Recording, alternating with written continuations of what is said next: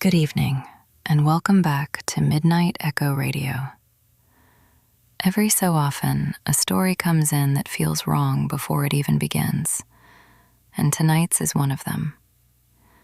This one starts with a phone ringing in the middle of the night, and what was heard on the other end was enough to make my skin crawl. Let's get into it. It started at 2:13 in the morning. I know that because I looked at the clock the very second the phone began to ring. And for some reason, that number stayed with me in a way nothing else from that night ever did. Not 2:12, not 2:14, exactly 2:13, bright and cold on the screen of the old digital clock across the room, like the night had been waiting for that specific minute to become something else. I had not been fully asleep. I was close, but not all the way gone. You know that strange space where your body is heavy, your thoughts have started to blur, and every little sound in the dark feels farther away than it really is. The apartment was quiet in that familiar late-night way. The refrigerator was humming softly in the kitchen. Wind brushed against the window in faint, uneven breaths. Somewhere above me, the building gave one of those slow, settling creaks old places make after midnight. Nothing felt wrong. Not yet. Then my phone started ringing. Not vibrating against the nightstand. Not glowing silently in the dark. Ringing. The sound was so sudden, so sharp, that it seemed to cut straight through the room. My heart kicked hard once in my chest before I even reached for it. I remember lying there for a second, staring into the dark, trying to understand why anyone would be calling me at that hour. Nobody calls that late unless something is broken, or bleeding, or dead. I grabbed the phone and looked at the screen. There was no name, no number, no missed details, no strange area code, no blocked caller warning. Just a blank space where something should have been, as if the phone had forgotten how calls were supposed to work. I blinked and looked again, thinking maybe I was more tired than I realized. Maybe my eyes were still adjusting. Maybe I just wasn't reading it right. But it stayed the same. A call with nothing attached to it. I should have let it ring. That thought has followed me ever since, in the same way that number has. 2:13. I should have let it ring. Some things feel obvious only after they have already ruined you. But in that moment, I was still trying to make it ordinary. Spam call, bad signal, some glitch I didn't understand. Something annoying, maybe, but harmless. My brain wanted a normal answer so badly that it was willing to dress the impossible up as something stupid. So I answered it. At first, I heard nothing. Not the clean silence of an empty line. Something thinner than that. A dry layer of static, faint and papery, like the sound was traveling from very far away through something that did not want it to arrive intact. I almost pulled the phone away and hung up. Then I heard breathing. Quiet. Slow. Human. I froze. There is something deeply wrong about hearing a stranger breathe into your ear in the middle of the night. Something intimate in a way it has no right to be.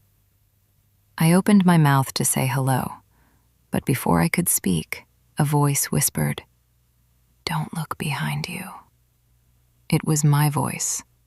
Not close to mine, not similar, not the vague resemblance of someone who could have been related to me, or mocking me, or playing some trick through a speaker. It was mine. The same tired rasp in it, the same low drag at the end of the words, the same shape my voice takes when I am exhausted, or scared, or speaking too softly for anyone else to hear. It sounded exactly like hearing myself on a recording, except warmer, closer, alive in a way a recording should never be. I stopped breathing for a second. I didn't turn around. People always imagine fear as something dramatic, a gasp, a scream, a sudden movement. But that isn't how it felt. It felt like every part of me had gone perfectly still all at once, as if my body had understood something terrible before my mind could catch up to it. My hand stayed pressed to my ear. My eyes stayed fixed on the wall in front of me. Even blinking felt dangerous. I told myself it had to be a joke, a cruel one, a complicated one. Something I would understand in another minute if I just stayed calm long enough for the world to start making sense again. But even then, deep down, I already knew it wasn't. Because the moment that voice spoke, I became aware of something I swear had not been there before. Someone was standing behind me. I didn't hear footsteps. I didn't hear fabric move. I didn't hear the floor creak under anyone's weight. I just knew. It is hard to explain that feeling to anyone who has never had it. That instant animal certainty that you are no longer alone. Not suspicion, not imagination, not nerves. Certainty. Like some buried part of you has noticed a second presence before your senses can prove it, and all at once the room stops belonging to you. The dark behind me felt occupied, not by a thought, not by fear, by someone. Every muscle in my body locked tighter. I could feel my own pulse in my throat, hard and uneven, and I became horribly aware of how exposed the back of my neck was. It felt as though if I moved even a little, whatever was standing there would move too. I finally managed to whisper, "Who is this?" For a moment, the line went quiet again. Then my voice answered, softer this time. I said, "Don't look." I wish I could tell you I listened. I wish I could say I stayed still, kept my eyes forward, and waited for the call to end. That would have been smarter. Maybe it would have changed something. Maybe not. I've gone over that part so many times that the memory has started to feel worn thin around the edges, like touching the same bruise until you can't tell whether it still hurts or you just remember that it did. But after a few seconds, the silence behind me became worse than the fear of turning around. So I turned. Slowly, carefully. I remember that much. I remember moving like someone trying not to wake a sleeping animal in the room with them. There was no one there. Just my bedroom, the half-open closet door, the chair in the corner with clothes hanging over the back of it, the pale strip of moonlight on the floor, the edge of the bed. Nothing standing there. Nothing leaning over me. Nothing close enough to breathe against my neck. The space behind me was empty. And somehow that felt worse, because the feeling did not go away. Even staring directly into the room, seeing nothing there, I could still feel it. That heavy certainty that something had been sharing the dark with me a moment before. My skin had not stopped crawling. The air had not eased. If anything, the room felt even less natural now, as if whatever had been there had only stepped back far enough to let me doubt myself. I sat there for a second with the phone still pressed to my ear, listening. The line had gone dead. No static, no breathing, nothing. Just my own reflection in the black screen when I lowered it, staring back at me in the dark. I remember laughing then, just once, a short, breathless sound that didn't even resemble a real laugh.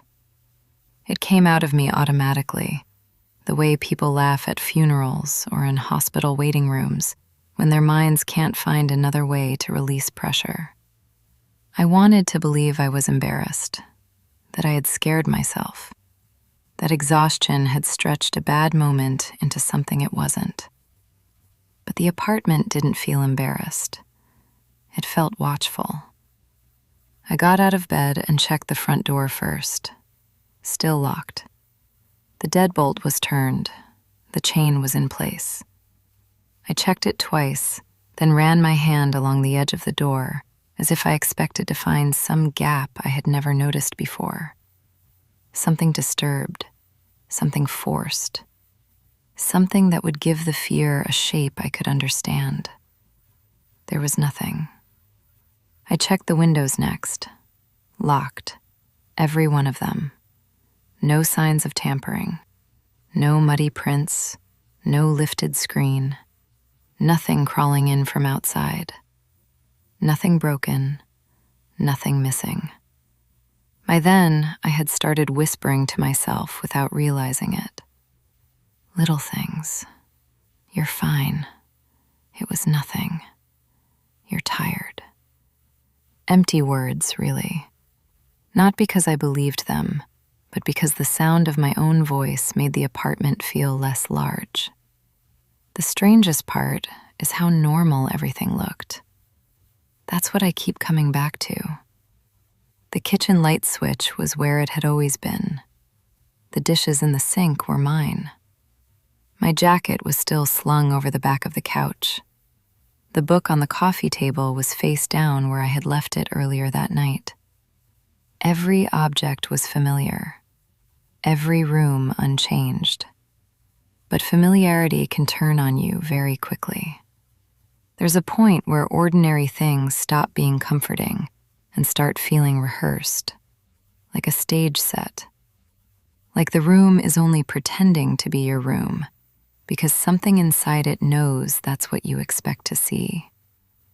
I stood in the hallway for a long time, not moving, just looking into the apartment as though I were seeing it for the first time. The darkness in the bedroom looked deeper than it should have. The living room looked flattened somehow, drained of the feeling that I belonged in it. Even the silence sounded wrong. Not empty, not peaceful, arranged, like something was holding itself still on purpose. That was when I noticed the mirror. It hung on the wall near the end of the hallway, across from the bathroom door. I had passed it every day for months without ever really thinking about it. It was just there, like every other forgettable thing in the apartment. But that night, the second my eyes landed on it, something in me tightened. I could see myself in it from where I stood. Barely. Just enough to make out the shape of my body in the dark, the phone in my hand, the washed-out blur of my face. I don't know how to explain what was wrong with it, because nothing was wrong in a way I could point to. My reflection moved when I moved. It stood where I stood. It looked exactly as it should have looked. And still, I could not shake the feeling that if I stared too long, it might stop. Not immediately, not in some dramatic, impossible way. Something subtler than that.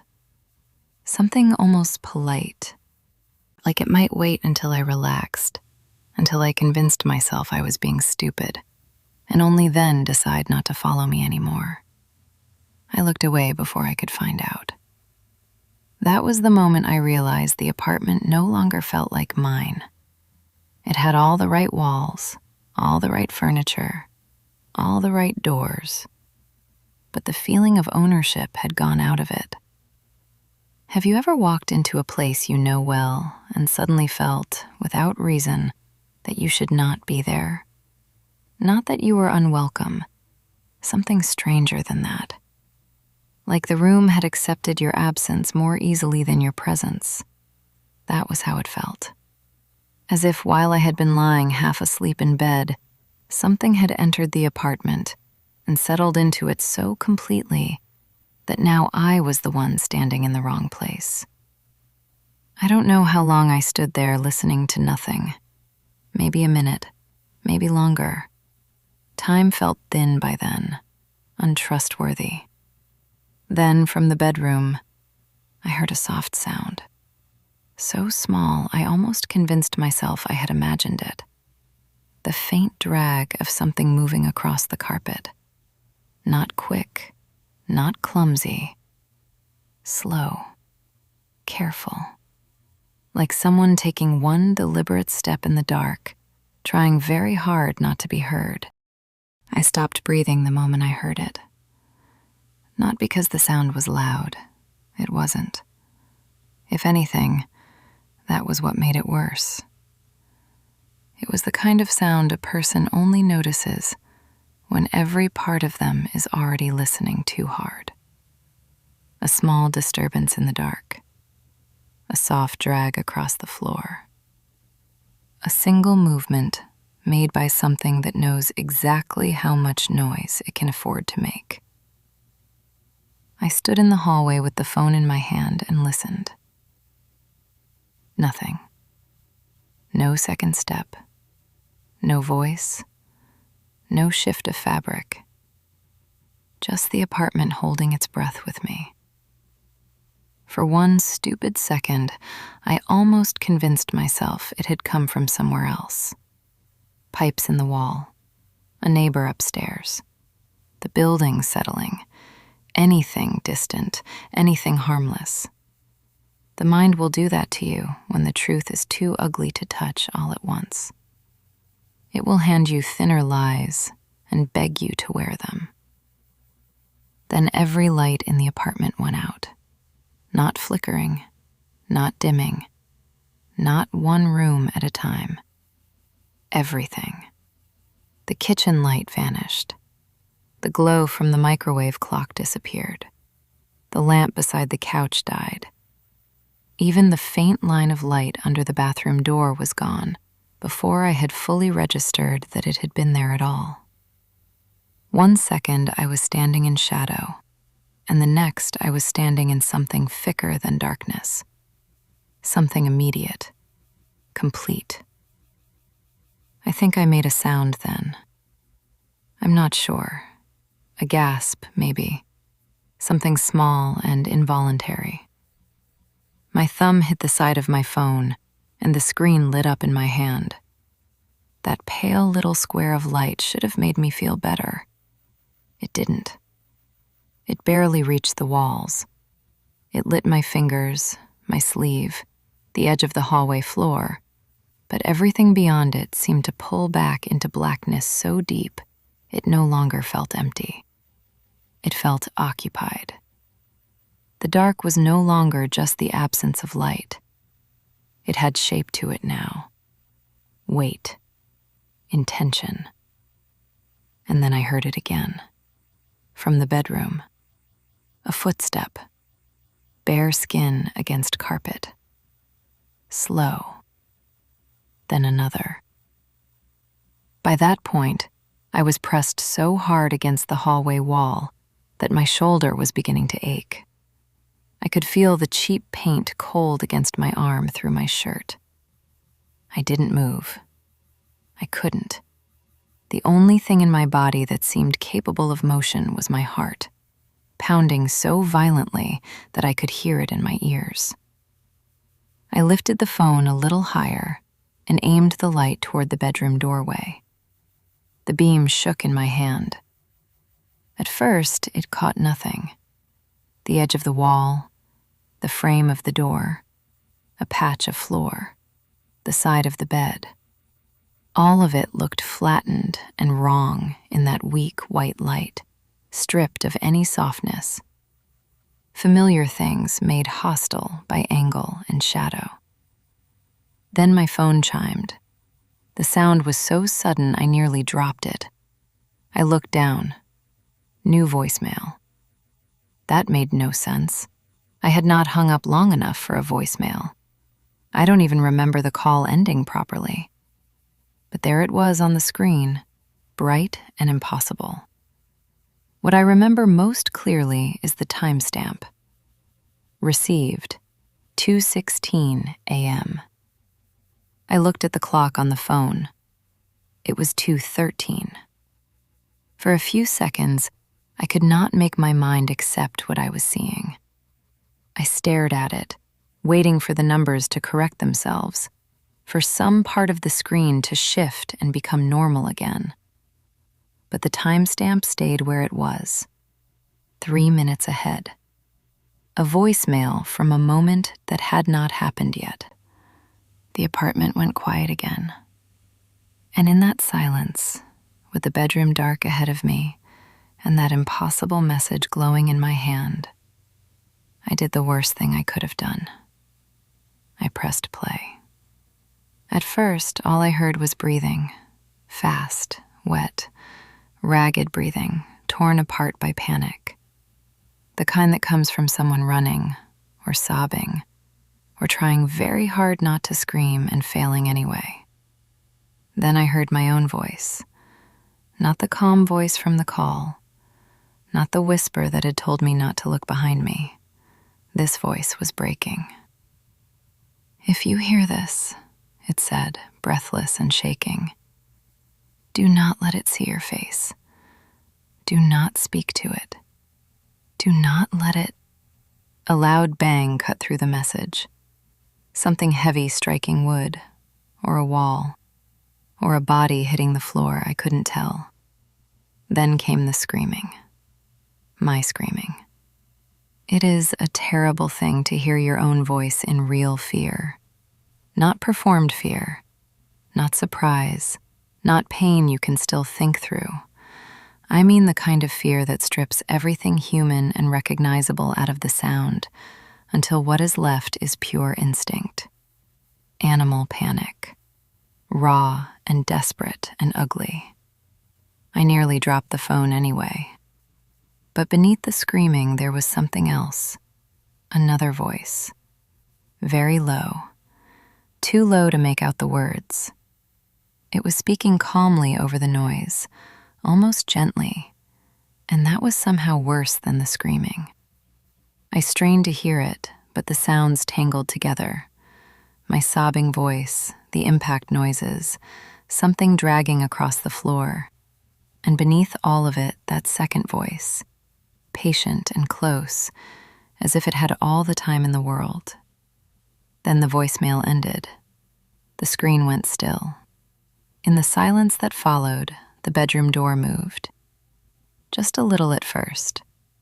A soft creak from the hinge, the kind of sound old doors make when they are opened slowly by hand. I raised the phone light toward it. The beam trembled so badly it kept slipping off the frame and skidding across the wall. The door was opening wider. Not fast, not with force. Slowly, deliberately, as if whatever was on the other side knew I was watching and wanted to make sure I saw every inch of it. I should have run then. I think about that more than anything else. How I still had time, maybe. The front door was not far. I could have turned, fumbled with the locks, thrown myself into the hallway outside and started screaming until every light in the building came on. But fear doesn't always make you run. Sometimes it roots you where you stand and makes you watch. The opening widened another inch, then another. I could see only darkness beyond it, a depthless black pressed into the shape of a room I knew was small. My phone light did not reach the back wall. It barely seemed to enter at all. Then I saw it. Not a face, not yet. Just the outline of someone standing very still beyond the door, slightly to one side, as though they had been waiting there the entire time for me to notice them. Tall enough to be me, thin enough to be me. One hand resting lightly against the edge of the door. I don't know how long I stared before I understood what I was looking at. All I know is that when it finally leaned forward, inch by inch, and let the moonlight touch the side of its face, I saw my own. For a second, my mind refused to understand what I was seeing. That is not an exaggeration. I don't mean I was shocked. I mean, something in me genuinely would not allow the image to make sense. My eyes took it in. My body reacted to it. But my mind kept sliding away from the truth of it, as if naming it would make it real in a way I could never come back from. It was me, standing just inside the bedroom door, half in shadow, half in that weak strip of moonlight spilling through the window, was my own face. Not similar, not close, not enough alike to trigger some instinctive fear. Mine. The shape of my mouth, the slope of my nose, the line of my jaw, even the tired heaviness around the eyes, the exact look I had seen in mirrors on nights when sleep wouldn't come and the hours dragged long past the point where I still felt human. Every detail was there, every flaw, every angle. It was my face arranged exactly the way my face should have been. And still, there was something so deeply wrong about it that I felt my stomach turn. It smiled. Not wide, not suddenly. The smile came slowly, as though it had to remember which muscles to pull first. Like it was assembling the expression from memory instead of feeling it. One corner of the mouth twitched before the other. The eyes did not change with it. They stayed fixed on me, unblinking and flat, like something studying a photograph it had finally managed to step out of. My skin went cold all at once. It took one step forward. I heard the floor creak beneath its weight. That sound did something terrible to me. Until then, some part of me had still been trying to force it into the shape of a hallucination. Stress, sleep paralysis, a waking nightmare that had somehow slipped loose into the room with me. But hallucinations do not put weight on old floorboards. Hallucinations do not rest one hand against a door frame and let their fingers curl around the wood. Its fingers were my fingers. The same small scar near the knuckle on the right hand from when I cut it opening a can years ago. The same slight bend in the little finger from an old break I never had looked at properly. Details no stranger should have had. Details no imitation should have bothered to get right. I think that was the moment something inside me started to come apart. Because it is one thing to see your own face where it should not be. It is another thing entirely to realize whatever is wearing it knows the body better than you do. It stepped fully into the room. Bare feet, my feet, pale in the moonlight, soundless on the carpet, then audible on the wood as it crossed the threshold. It moved the way I move when I'm tired. Same posture, same slight drag in one leg when I've been sitting too long. Same unconscious way of holding the shoulders a little too tight. Watching it was like seeing some private, invisible version of myself made visible by force. Every habit I had never noticed, every small imperfection, every unconscious movement I never thought anyone else had seen. And then it spoke. You should not have answered. The voice was mine, but cleaner somehow. Smoother, as if mine had been copied and then stripped of every hesitation, every weakness, every trace of living strain, until all that remained was the shape of it. It sounded like me if I had been emptied out first. I tried to answer, but nothing came out. It tilted its head. The gesture was so familiar it made my chest tighten. I do that when I'm confused, when I'm listening closely, when I'm trying to understand something I don't like. Only on it, the movement looked wrong. Too measured, too precise, like a gesture practiced in front of a mirror. "You always think it starts with the call," it said. Another step. The smell hit me then. Not rot, not anything obvious. Just the faint smell of my apartment after rain gets into the walls. Damp plaster, dust, old wood. Something stale and enclosed, like air that has not moved in a very long time. And underneath it, the smell of my own soap, my own skin, my own clothes. It smelled like me if I had been shut away somewhere dark. "It doesn't," it said softly. I found my voice just long enough to, "What are you?" That made the smile fade. Not because it was offended, because it was disappointed. There is a look people get when someone asks a question so childish, so hopelessly late, that answering it feels almost cruel. It looked at me that way, with pity so thin it barely deserved the name. Then it took another step closer, and I saw something I hadn't noticed before. Its eyes were wrong. Not in the obvious way. Not black, not glowing, nothing theatrical like that. They were my eyes, exactly my color, exactly my shape. But there was no uncertainty in them, no flicker, no strain, no fear. Human eyes are never still, not completely. There is always some tremor in them, some tiny movement, some shifting thought passing behind them. But its eyes looked settled, final. Like whatever was inside them had already decided everything it would ever need to decide.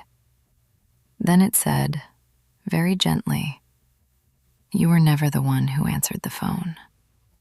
The words did not hit me all at once. They entered slowly, like something cold seeping under a door. I wanted to reject them immediately. I wanted to call it a lie, a trick, some game meant to confuse me long enough for it to get close. But the longer I looked at it, the harder it became to hold on to the version of myself I had been certain of 5 minutes earlier. Because standing there in front of it, I became aware of little things, small absences, tiny tears in the fabric of my own memory. I couldn't remember falling asleep, not from that night, from any night. I could remember being tired. I could remember lying down. I could remember darkness, dreams sometimes, the strange, shapeless feeling of waking. But the moment of crossing over, the exact point where I stopped being awake and became whatever comes after, nothing. The thing saw it happen in my face. Its smile returned. "Do you know," it asked, "how long you've been waking up instead of sleeping?" I shook my head before I meant to. It came closer. So close now that I could see every pore in its skin, every eyelash, the faint pulse in its throat, my pulse. It reached up slowly and touched its own cheek with 2 fingers, as if reminding me of something. Then it dragged those fingers down along the side of its face. The skin moved strangely beneath them, not tearing, not peeling, just shifting a little too late, as though the face were something laid over what was underneath, rather than grown there. A fraction of a second of slippage, barely visible, but once I saw it, I couldn't unsee it. I made a sound then. I don't know what kind. Something small and broken. Its expression softened, and somehow that was the most horrifying thing yet. It looked at me the way a doctor might look at a patient who has finally realized the illness is terminal. A kind of tenderness with no comfort in it at all. "You still think you're the original," it whispered. Then it leaned in closer, so close I could feel the warmth of its breath against my face. And in my own voice, with the softest, most intimate calm I have ever heard, it said, "That's why this part always hurts." Then I heard the knocking. At first, I thought it was coming from the front door. 3 soft taps, uneven, weak. I turned my head instinctively toward the hallway, and the thing wearing my face smiled a little wider, as if it had been waiting for that exact mistake. The sound came again, not from the front door, from inside the wall, behind the bed. 3 more knocks, this time duller, muffled by plaster and wood and whatever else sat between the inside of that wall and the thing trapped behind it. My whole body went cold in a way I had never felt before. Not fear, not exactly. Fear is sharp. Fear burns. This was something heavier, a deep, sinking sickness, like my body had understood the truth a full second before my mind was willing to touch it. The thing in front of me did not turn around. It just kept looking at me with my face, calm and patient, while the knocking came again from inside the wall. Then a voice spoke, hoarse, faint, raw from screaming too long. My voice. "Please," it whispered. I don't know if I dropped the phone or loosened my grip enough for it to slip. I only know that 1 second it was in my hand, and the next it was hitting the floor at my feet, screen first, the light spinning sideways across the room. The beam landed crooked against the wall behind the bed, painting half of it in a weak, tilted glow.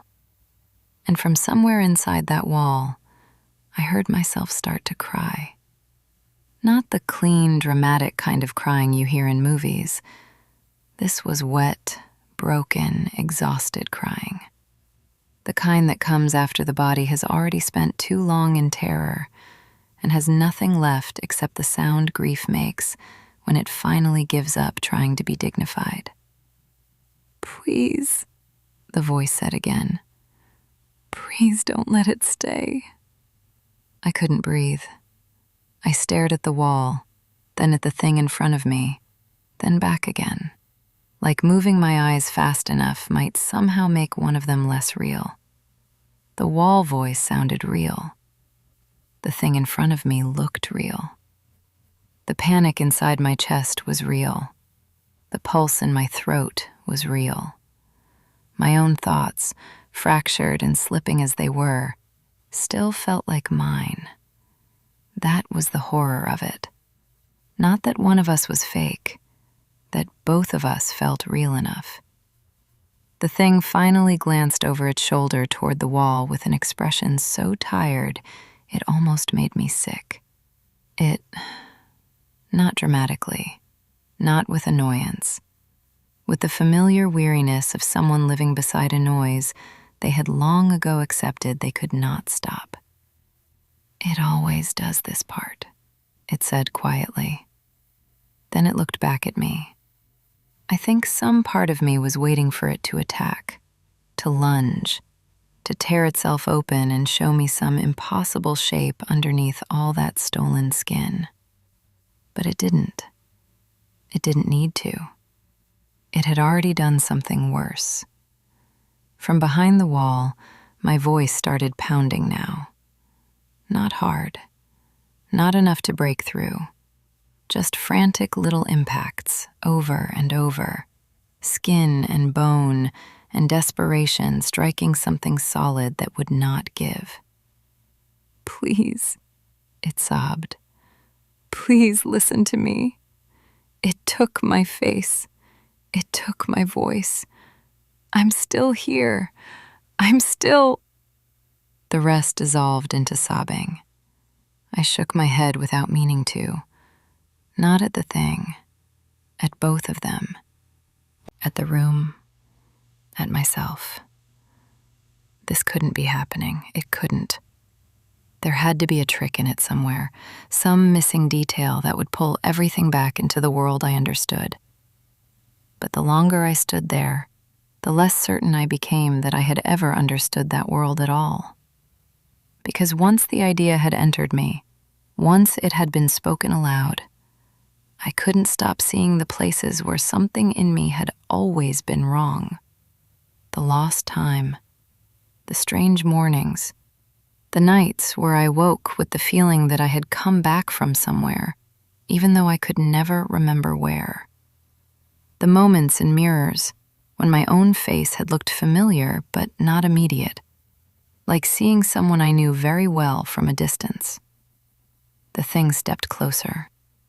I wanted to move. I didn't. "You can hear it, can't you?" it asked softly.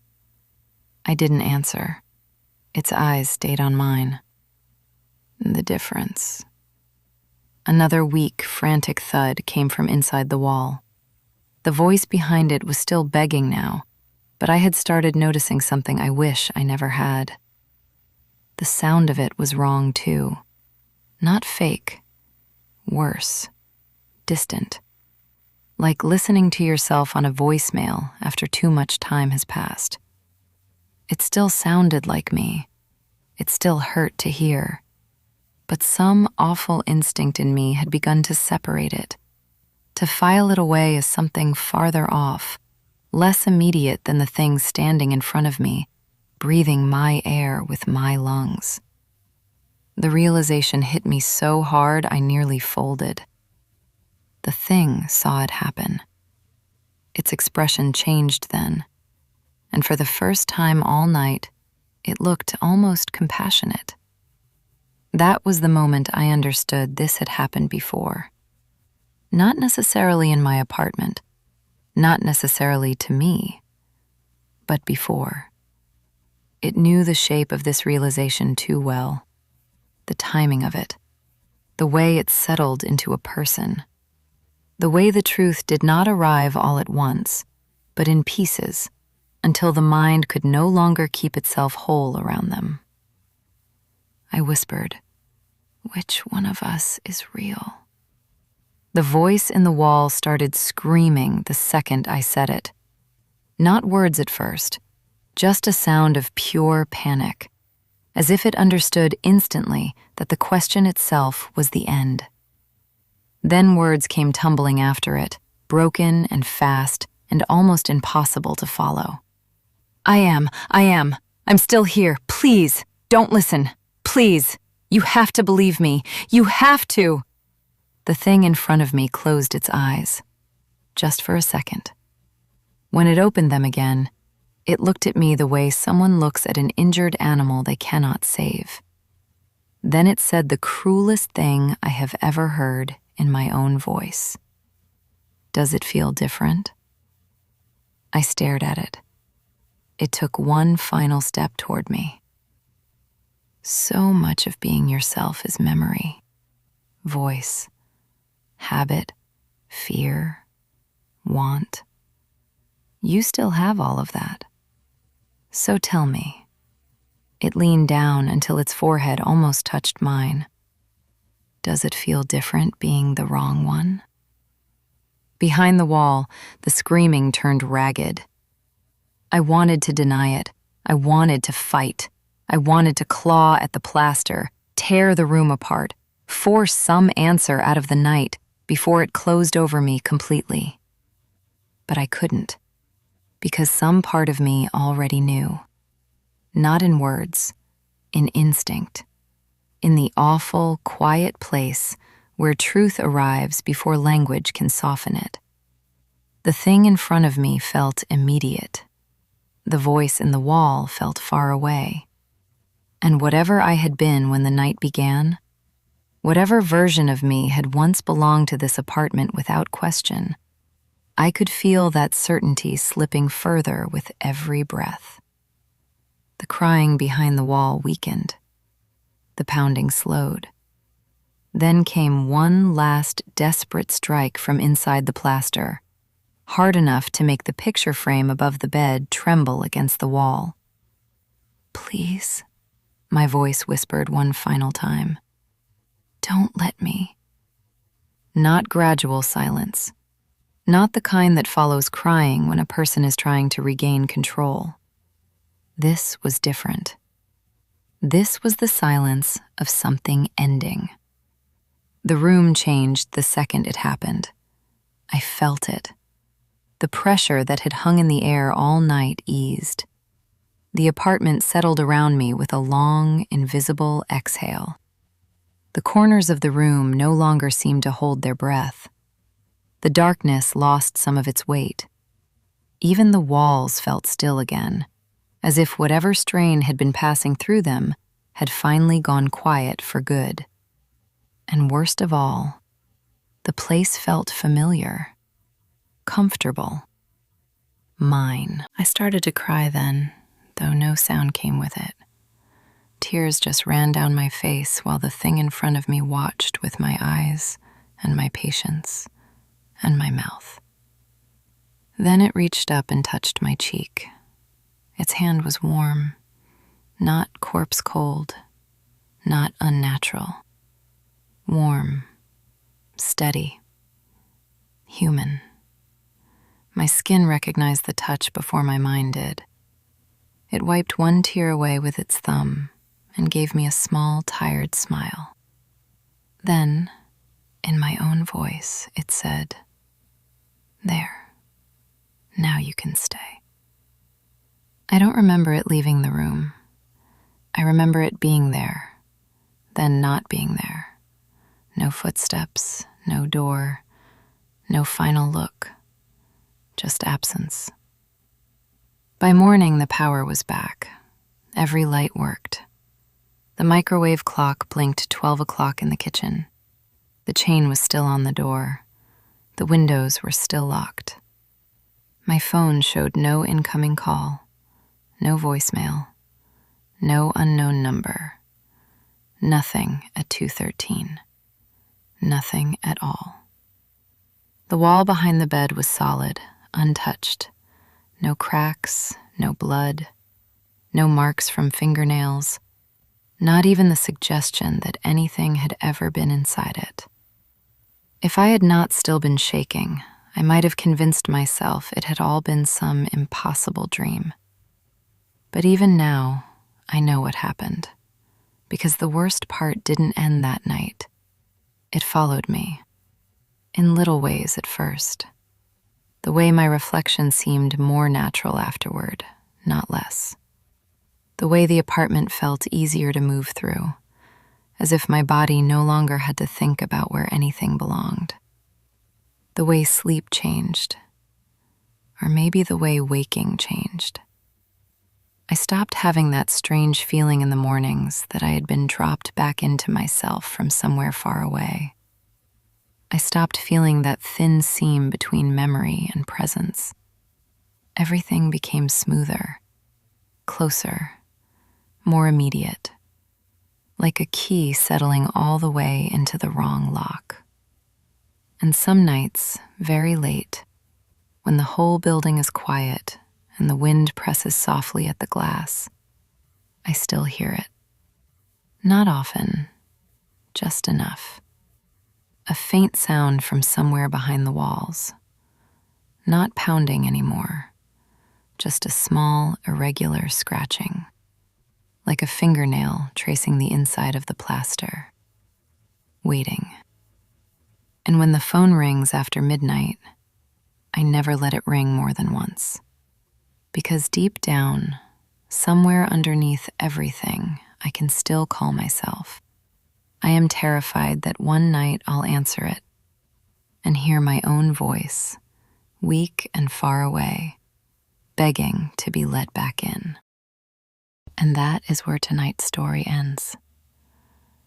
there is something especially unsettling about a story like this one. Not just because of the voice on the phone, or the shape in the dark, or even the thought of finding something else wearing your face. It is the quieter fear underneath all of that which stays with me. The idea that the worst things do not always break into your life by force. Sometimes they arrive softly, patiently. Sometimes they wait until you open the door yourself or answer the call. I think that is what makes stories like this linger. They reach into something deeper than fear of the dark.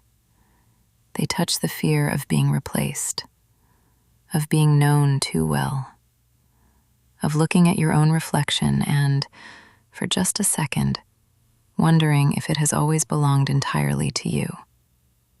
So if this one left you glancing a little too long at the dark corners of your room tonight, or listening a little more closely when your phone begins to ring, just know you are not alone in that. Thank you for spending this midnight hour with me. This has been Midnight Echo Radio, and tonight, if your phone lights up after midnight from a number you do not recognize, maybe let it ring just a little longer. Good night. Sleep carefully.